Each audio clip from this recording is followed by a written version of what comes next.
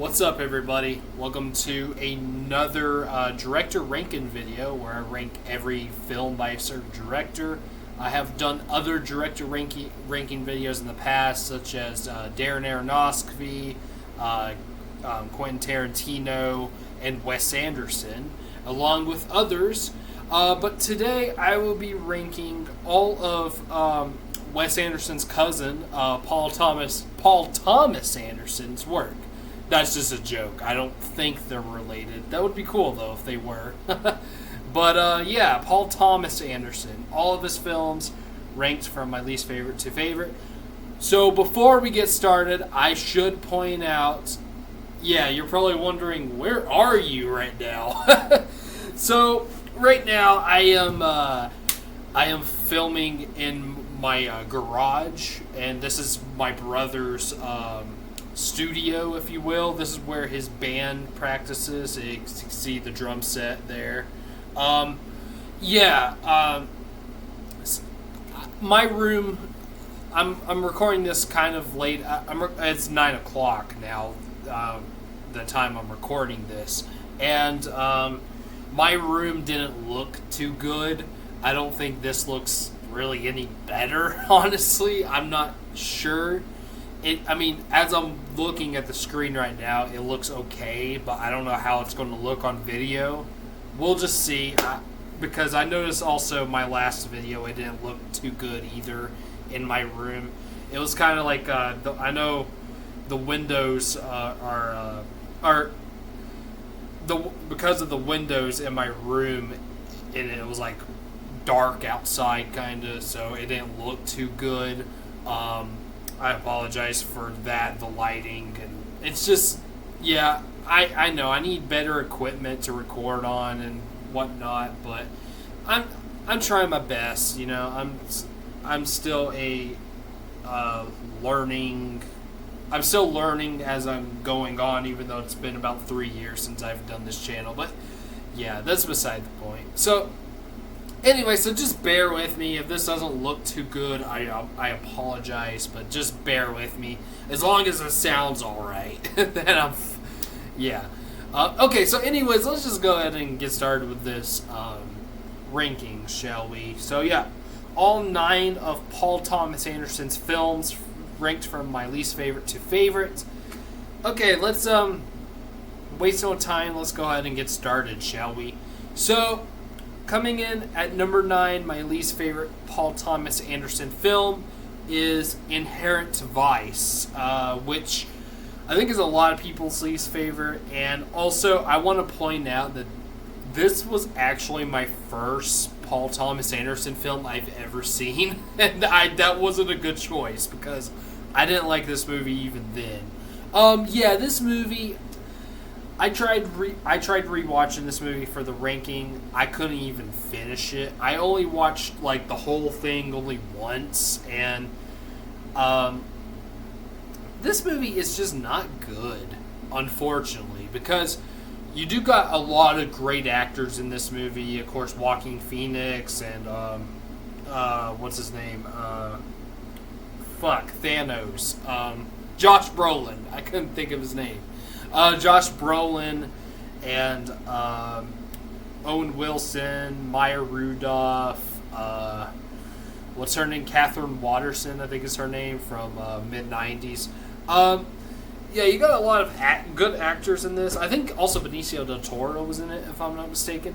You got a lot of good actors in this movie, but although I will say, of course, Joaquin Phoenix was good, this movie just wasn't good.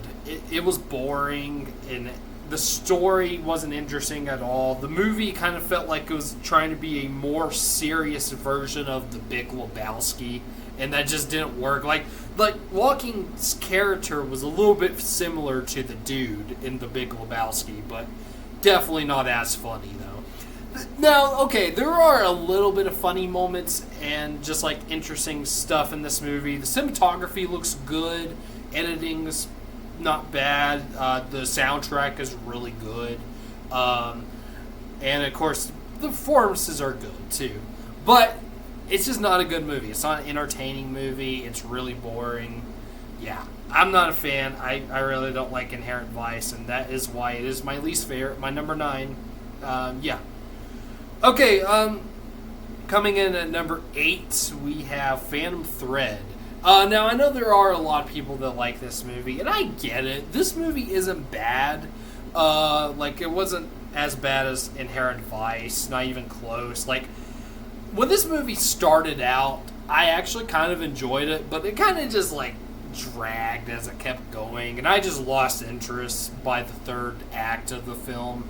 Daniel Day-Lewis is really good in the movie. So is the actress. I don't remember her name, but she's the lead actress. She's really good as well, and they have great chemistry together. But I don't know. Cinematography I kind of like. It's like gray looking, but I like how it looks. So it's pretty cool. Music is all right. But yeah, I don't know. This movie. Like, I can't ever watch Inherent Vice again. Maybe I'll try to give Phantom Thread another try, like, in the next, I don't know, 5 years or so. But I definitely won't return to it anytime soon. So, yeah, that is my number 8, Phantom Thread. Okay, coming in at number 7, we have The Master. And this is, I think, another one a lot of people like. And there's also a lot of people that don't like it. So it's a little more divisive. But yeah, I'm on the negative side when it comes to this movie. Now, I didn't hate this movie. I thought it was kind of interesting, and again, Joaquin Phoenix is great. So is Philip Seymour Hoffman, who's in most of these movies, I should mention, and this was actually his last movie with PTA before he died, sadly. But yeah, they're both fantastic in this film. Also, Amy Adams is in it. She's pretty good as well. And there is some really interesting stuff in this movie and some really strange scenes in this movie. Like, there's a scene where Joaquin Phoenix's character imagines that he's in this room filled with people, and he imagines that all the women are naked. So, yeah, it's kind of odd. But I don't know, but when it came to those kind of scenes, I was actually pretty interested because it was weird, but in a good way. But there are also some scenes I wasn't into. I didn't like the dialogue in this movie either. Yeah, I don't know. I could return to this movie sometime, probably, like Phantom Thread. But the reason why I put this above Phantom Thread is because I found it a little more interesting. But still wasn't a fan, though. But yeah, that is number 7, The Master. Okay, now we're getting to the movies I actually do like. So coming in at number 6, now this movie, I am a little bit disappointed by. I like it, but I don't love this movie. And I think this movie's kind of a little divisive too. That is his latest film, Licorice Pizza. Yeah, Licorice Pizza, I don't know. I do like it. I think the two leads, Alana Haim and Cooper Hoffman, who is Philip Seymour Hoffman's son, by the way, they're both really good in this movie, and they have great chemistry together, too. Even their characters aren't bad. I actually enjoy their characters. I also like the cinematography's great, editing's great, music is great. The soundtrack is really awesome. I love the setting too. Takes place in the 70s, and also Bradley Cooper as what's his name, John Peters. Amazing casting right there. And every time he wasn't in this movie a lot, but every time he was on screen, I just loved him. He was hilarious. But what I'm not a fan of, however, is the story. I don't know. It is a love story, but also you have a big age gap between the characters. Like, one is like 10 years older than the other, which would be okay if both of them were of age. But, however, Cooper Hoffman's character is 15 and Alana Haim's character is 25. So yeah, that's not really. I don't know. I'm not sure. I mean, of course, this isn't the first movie to do this, where it has a underage character with a much older character. You got like Harold and Maude, and I don't know, some other movies, like, you know, trying to tell a love story with with one underage person. But I don't know, and I haven't seen Harold and Maude, so I'm not sure exactly how it does it with that movie. I've heard good things about that movie, though. I need to check it out. But I don't know. This one just, it didn't really work, and it was just. Although yes, the characters do have great, or the actors do have great chemistry with each other, as friends they do, and but I don't know, the relationship. It's just and it's just weird to begin with, anyways, because one of them's underage, but. Other than that, you know, yeah, the story isn't the best. The third act was rushed. The ending was very rushed. I didn't really like the ending that much. But the first half of the movie's really good. Second half, But I don't know. Overall, it is a good movie, just not a great movie in my opinion. So yeah, Licorice Pizza. That is number 6.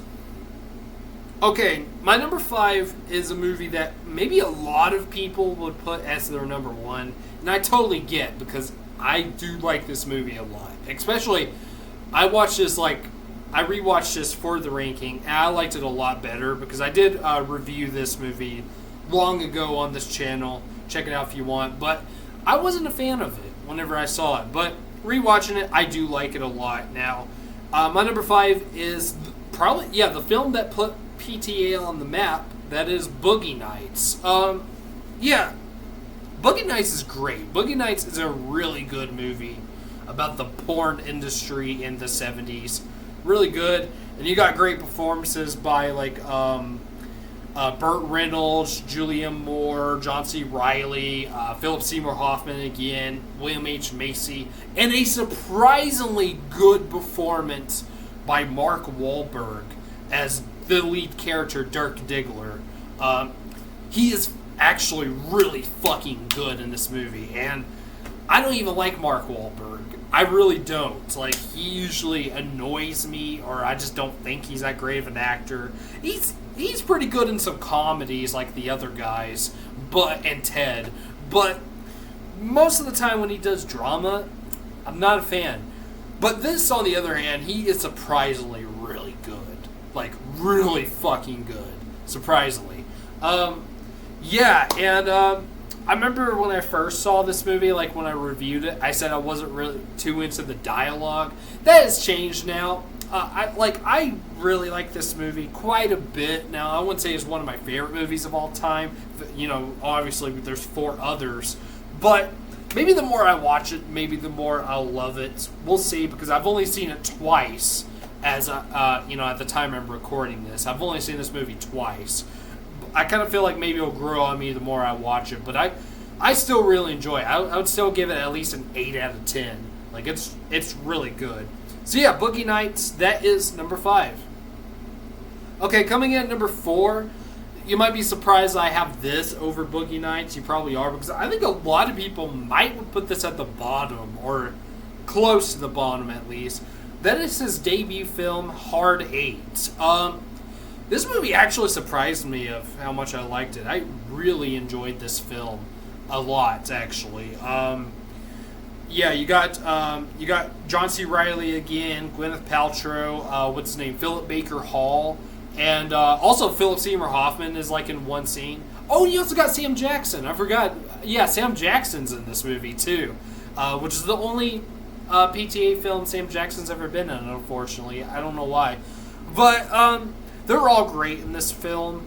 And I don't know, this movie, I found it to be a little bit more enjoyable than Boogie Nights. Maybe if I watch both of them again, maybe that opinion will change. But at the moment, I really enjoyed Hard 8. Like, it is kind of slow. I get why some people won't like it because of that. It is slow a little bit, but I don't know, man. I really liked it. I thought it was really good. Yeah, Hard Eight, that is my number 4. Okay, now we're into the top 3, and I do own all of these movies, so all 3 of these. Alright, so coming in at number 3, we have a movie that I actually watched for the first time while doing this ranking. And this movie, along with Boogie Nights and my number 1 pick, like, this is one of his most critically acclaimed films. A lot of people love this movie. Some might even put this as their number 1 for PTA, and I understand. That is Magnolia. Magnolia, I really enjoyed this movie. It's really interesting. It follows more than one character. It's all connected to, though, like, kind of like Pulp Fiction in a way, sort of. But you got a lot of great actors in this movie: John C. Reilly, Julianne Moore, Philip Seymour Hoffman. A lot of the same ones that he uses a lot of from Boogie Nights, William H. Macy too. But also Tom Cruise is in this movie, and this is one of the few Tom Cruise performances I really enjoyed. Like this, Eyes Wide Shut, and there's another one too. I always forget what it is, but there's... Oh my god, I can't remember what the other one was. There was another one I really liked him in too. But he's great in this movie. Tom Cruise is fantastic in this film.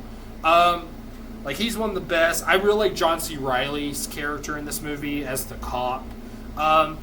This movie is really, really interesting. It's 3 hours long, and it doesn't even feel that way. Like, it went by fast. And also, I do want to mention about the, no spoilers, but if you've seen the movie, you know what I'm talking about. The third act of this movie, involves frogs. That I thought was like, what the fuck? Like, I thought that was weird as fuck. And also, make fun of me all you want, but I'm actually terrified of frogs. So to me, that scene was kind of a horror movie, really. But I did think that was kind of interesting, though, the scene with the frogs. But yeah, this is a great film, though. This is a great film, and I understand when people say this is their favorite Paul Thomas Anderson film. It is great. Not my favorite, obviously, my third favorite, but really good nonetheless, and that is my number 3, Magnolia. Yeah. Okay, coming in number 2, we have, I would say this is probably his most underrated film. There is a lot of people that like this movie, but there's also a lot of people that don't like this movie. And that is Punch Drunk Love, starring, surprisingly, Adam Sandler, along with Emily Watson and, again, Philip Seymour Hoffman. I gotta say, Adam Sandler's best performance, without a doubt.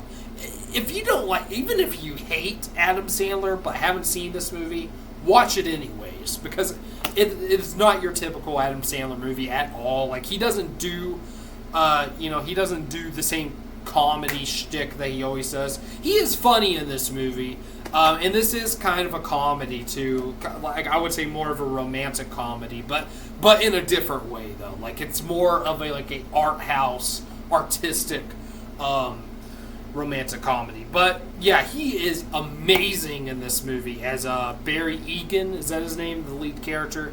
He is really good, and he has great chemistry with Emily Watson's character, and she's great as well. And Philip Seymour Hoffman, who is barely in this movie, once again gives a great performance in this movie. And the scene where he finally meets Adam Sandler, that's such a great scene. There's a lot of good scenes in this movie. It's a really weird movie, but it's great. It's really awesome. I love the cinematography too. The music done by John Byron's really good. And it even has a song sung by Shelley Duvall, which was originally in the Popeye movie from the 80s, that called He Needs Me, which is a great song, by the way. That's even in this movie, and I think even though it's kind of odd that he put this in this movie, even though it was already in a movie, the Popeye movie, but he actually used it very well in this film. Arguably even better than the use in the Popeye movie. I do like the Popeye movie, by the way, but yeah, no, this is a great film. This is a really good movie. I do recommend this to anybody, really. If you want to watch a weird, like artsy film starring Adam Sandler, do not watch Uncut Gems. Watch this movie.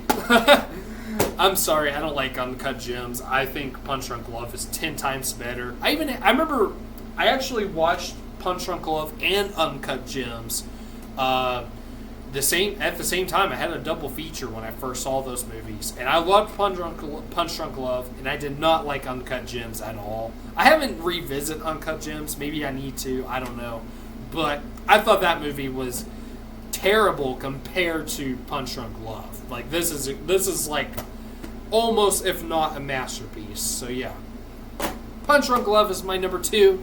Would be my number 1 if it wasn't for this movie, and you might have already known what it was before you even clicked on this video, but my number 1 favorite Paul Thomas Anderson film is There Will Be Blood. And I apologize that doesn't look very good with the lighting, but yeah, There Will Be Blood. Of course, starring Daniel Day-Lewis again. Given his best performance ever. I know a lot of people might say like Gangs of New York, which I didn't think he was all that good in that movie. I know, hot take. Not as good as he is in this film. His performance as Daniel Plainview is what makes this movie amazing. You got other stuff too. You got the cinematography, which looks amazing. The first 10 minutes of the film is really cool. The score by Johnny Greenwood, who, by the way, is the guitarist of Radiohead. But his score is amazing in this film. Paul Dano's performance is really good, as well as the kid who played Daniel Plainview's son, I should say. But he was also really good as well. But Daniel Day-Lewis is mostly what makes this movie great. And also, of course, the final scene in the movie, amazing. One of my favorite endings to a movie ever. And, of course, I drink your milkshake. I drink it up. Yeah. But, yeah, this movie, it's great. It's really, really awesome. I just love it. I think it's definitely PTA's best film. And, yeah. Also, one more thing I should mention. It should have won Best Picture over not No Country for Old Men. Don't get me wrong, I do like No Country for Old Men. It's a good movie too.